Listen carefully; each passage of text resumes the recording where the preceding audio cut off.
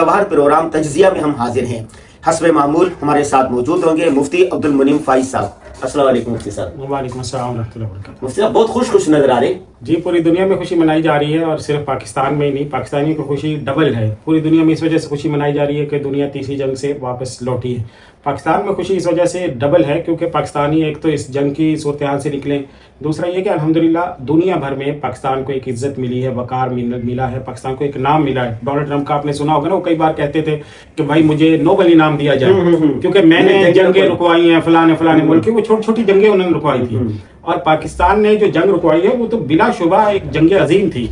पूरा खलीज और पूरी दुनिया का जो तेल है, तेल के ज़खायर हैं, वो अंडर अटैक थे। फिर वो जंग जो थी वो अरब इसराइल जंग भी बन रही थी, वो यूरोप एंड एशिया जंग भी बन रही थी, वो अमेरिका यूरोप एंड एशिया जंग भी इख्तियार कर चुकी थी। यानी जो दुनिया के 3 बड़े अलग अलग खित्ते हैं वो तमाम इसमें इन्वॉल्व हो गए थे, एशिया, अफ्रीका, यूरोप, अमेरिका।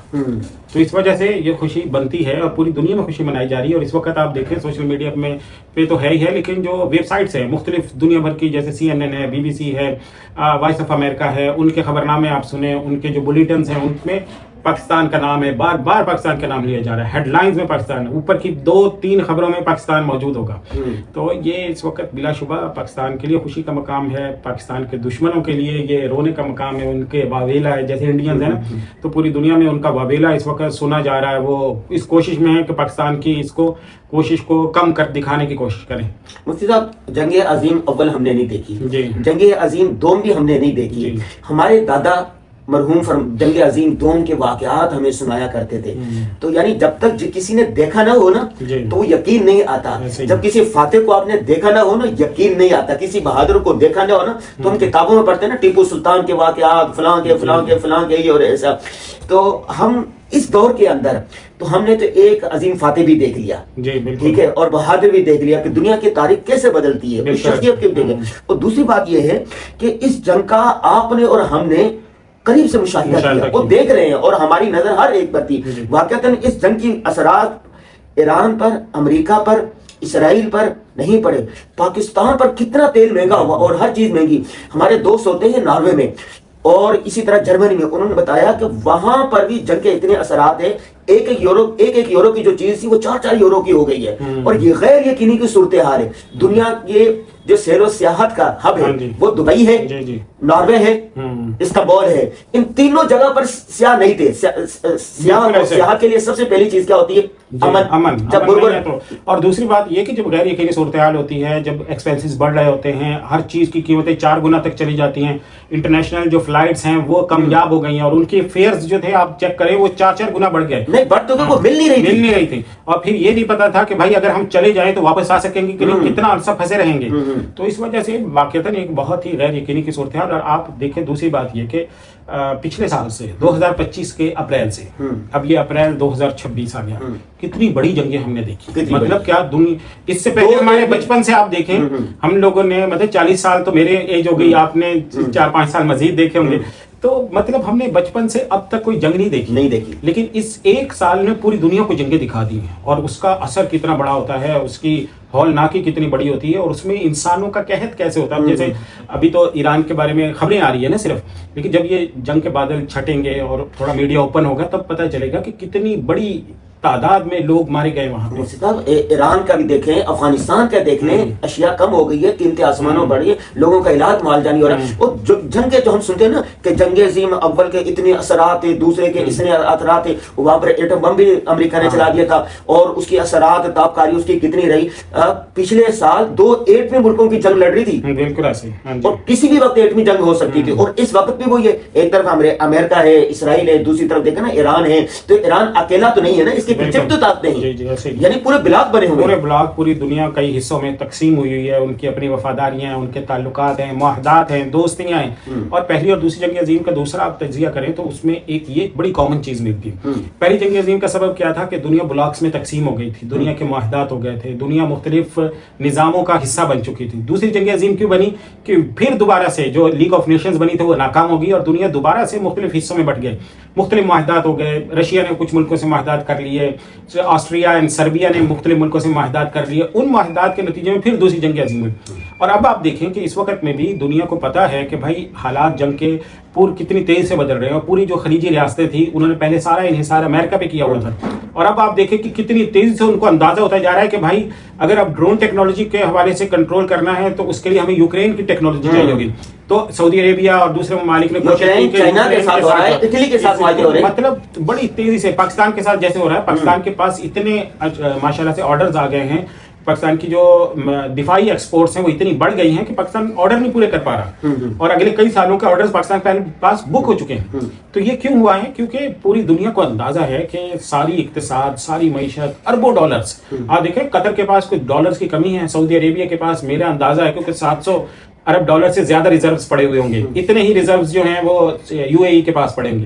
تو اتنی بڑی بڑی معیشتیں جو سینکڑوں اربوں ڈالر جو ہے اپنے پاس ریزروز میں رکھ کے بیٹھی ہیں، وہ بھی مفلوج ہو گئی ہیں، وہ سامنا نہیں کر سکتی. ایک ایک راکٹ ان کی جو آزادی ہے اس کو نقصان پہنچا رہا ہے. تو اس میں بہت دیکھیں 2 ایئرپورٹ ایسے ہیں دنیا کے جو مصروف ترین ہوتے ہیں، ایک استنبول ایئرپورٹ، دوسرا دبئی ایئرپورٹ، دونوں پر کیسا سناٹا تھا، ایسے سناٹا ہو گیا اور لوگ اتنا پھنس گئے اور جو وہاں پہ قحط ہو گیا، مطلب لوگوں کے لیے زندگی گزارنا مطلب اب نئے بلاک بنیں گے. دیکھیں اب جو سب سے پہلے نمبر پر تو یہ دیکھنا ہوگا کہ اب جو جنگ ہے فی الحال تو دعا اس کی کرنی چاہیے کہ یہ جنگ جو ہے وہ رک جائے، کیونکہ ابھی بھی یہ 2 ہفتوں کے لیے ایک گریس پیریڈ ہے، ایک دورانیہ ہے جس میں اللہ کرے کہ یہ جو سیز فائر ہے یہ ایکسٹینڈ ہو جائے، ختم ہو جائے، کیونکہ بہرحال دونوں کی طاقت جو ہے وہ ایگزاسٹ ہو چکی ہے، اور کوئی ایسا مس ہیپ نہ ہو، کوئی ایسا کوئی واقعہ پیش نہ ہے جس کی وجہ سے یہ جنگ مزید طول پکڑے. کیونکہ اگر جتنی یہ جنگ طول پکڑے گی خطے کے دوسرے ممالک اس میں انوالو ہوں گے. جیسے کل تک ہم نے دیکھا ہے، کل میں جبیل میں ایران نے سیویلین جگہوں پہ اٹیک کیا ہے، پیٹرو کیمیکل ان کے کمپلیکسز کے انڈر اٹیک آئے ہیں سعودی عربیہ کے. تو یہ بہت خطرناک تھی صورتحال تھی. اور دوسری بات یہ کہ جب آدمی جب ہار رہا ہوتا ہے نا تو اس کے پاس پھر کیا ہوتا ہے، پھر وہ کہتا ہے کہ میں تو مر ہی رہا ہوں نا، میں کسی کو مار کے نہیں چھوڑوں گا. تو وہ پھر یہ صورتحال ہوتی ہے. تو یعنی وہ کہہ رہا ہے کہ بھائی ہم تو ڈوب رہے ہیں نا، کسی اور کو بھی لے کر ڈوب رہے ہیں.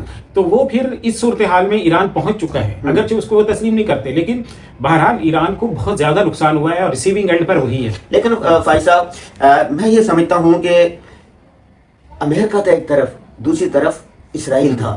اسرائیل عرب ممالک کو تو گھاس نہیں ڈالتا تھا، کسی کو خاطر میں نہیں لاتا تھا، اور امریکہ اپنے آپ کو واحد سپر پاور کہلاتا تھا. وینزویلا کے ایک دن کے اندر کام کر دیا نہیں کر دیا. 40 دن تک ایران کا ڈٹے رہنا، پہلی قیادت مر گئی، دوسری صف کی قیادت مر گئی، اتنے سارے مرنے کے باوجود وہ ڈٹا رہا. امریکہ اور اس کے لیبارک اسرائیل کے سامنے یہ کامیابی نہیں. دیکھیں یہ بہرحال سب سے پہلے نمبر پر تو یہ بات بہرحال ہے کہ وہ ڈٹے رہے ہیں، انہوں نے سرنڈر نہیں کیا، ہتھیار نہیں ڈالے ہیں. صحیح ہے، کیونکہ ایسی حالات میں یہ پھر یہ ہوتا ہے کہ جو موجودہ حکومت ہے وہ ہتھیار ڈال دیتی ہے، انہوں نے یہ کام نہیں کیا اور عوام بھی ان کے ساتھ رہے.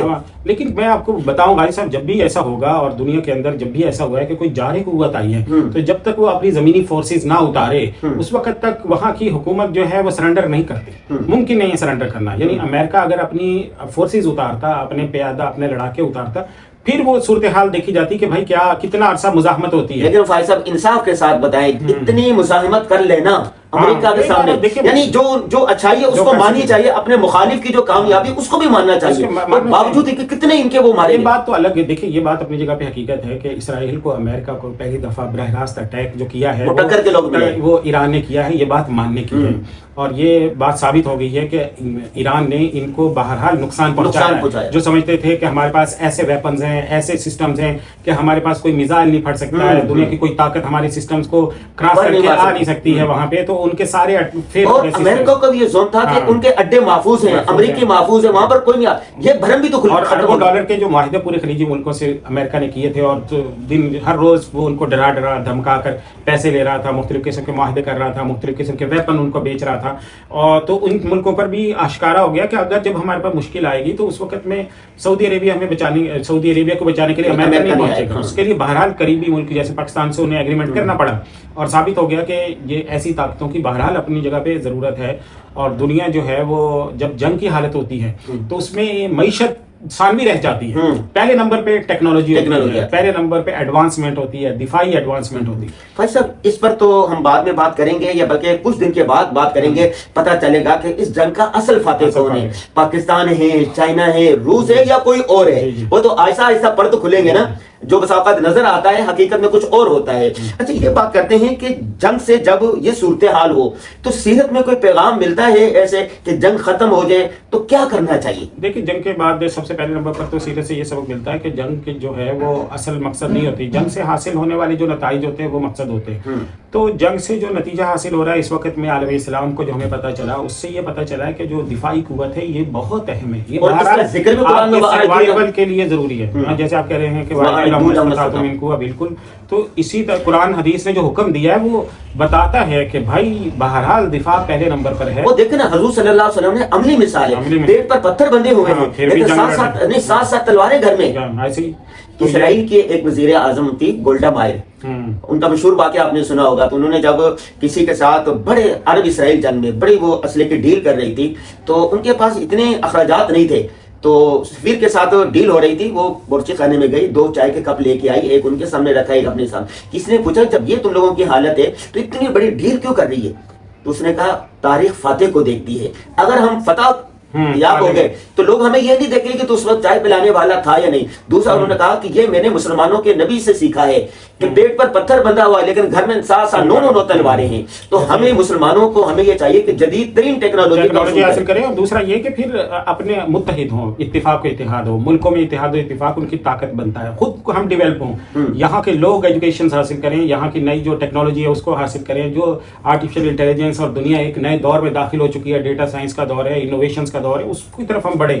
اور ہم جو افراد مضبوط ہوں گے تو ملک مضبوط ہوتا ہے, لوگ طاقتور ہوں گے تو ملک طاقتور ہوگا, لوگ ایجوکیٹڈ ہوں گے ملک ایجوکیٹڈ ہوگا. تو اس کے لیے ضروری ہے کہ ہر بندہ اپنی ذمہ داری سمجھے. دوسروں پہ ڈالنا وہ نہیں کر رہا, مجھے پڑھنے سے, مجھے ایڈوانسمنٹ سے کون روک رہا ہے؟ میری ذات کے علاوہ کوئی نہیں روک رہا. میرے فضول کام, اپنا وقت اگر میں موبائل فون پہ ادھر ادھر فضولیات میں گزار رہا ہوں تو وہ روک رہا ہے. اتفاق و اتحاد بہت اہم ہے. ایک سال میں ہم نے دیکھا حکمران, سیاستدان اور فوج سارے ایک پیج پر ہیں. تو اللہ تعالیٰ نے کتنی بڑی کامیابی, ایک کامیابی نہیں کئی کامیابی, مطلب آپ پچھلے 1 سال سے دیکھیں تو اللہ تعالیٰ ہر میدان میں الحمدللہ میں سرخرو کرتا جا رہا ہے. تو اب پاکستان نے دوسرے نمبر پہ, اس کے ضمن میں آپ دیکھیں نا پاکستان نے کتنی بڑی یہ ڈیل کی کہ پاکستان $2 ارب سے زیادہ کے پیسے بلکہ $3-3.5 ارب واپس کر رہا ہے. اور آج کی خبر یہ کہ پاکستان نے کر بھی دیے ہیں, $1.5 ارب کر بھی دیے. تو یہ ایک بہت بڑی کامیابی ہے. اللہ تعالیٰ اس کو ہمارے لیے شکر کا ذریعہ بنائے اور ہمیں مزید تیاری کرنے کی توفیق دے. بہت شکریہ فائز صاحب. جی ناظرین, جیسا کہ فائز صاحب نے آخر میں بتایا کہ آپ کے اور ہمارے کرنے کا کام کیا ہے. اپنی معیشت کو مضبوط رکھیں, اپنی تعلیم کو مضبوط کریں, اپنے بچوں کی تربیت کریں. سب سے بڑھ کر یہ ہے کہ اپنے ملک اور قوم کی تعمیر و ترقی میں بڑھ چڑھ کر حصہ لیں.